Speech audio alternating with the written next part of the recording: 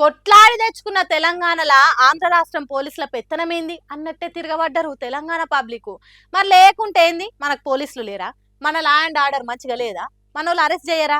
కేసులు ఛేదించరా? మరి ఎందుకు ఆంధ్ర పోలీసులు తెలంగాణలో అడుగు పెట్టాలి? ఇక్కడికి వచ్చుడే ఎక్కువ అంటే మన పిల్లగాన్ని అరెస్ట్ చేస్తామని బెదిరిస్తే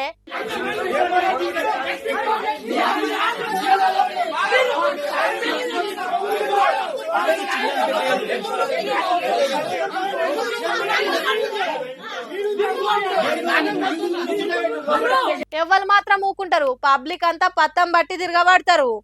హబ్బరా కొడక, ఫైటింగ్ చిన్నగా లేదు కదా. కామారెడ్డి జిల్లా రామారెడ్డి అనే ఊరు పరిధిలున్న మద్దికుంట పల్లెలు ఉండే ఓ పిల్లగాన్ని ఏదో కేసు కింద అరెస్ట్ చేసేదానికి వచ్చిండ్రు ఆంధ్ర పోలీసులు.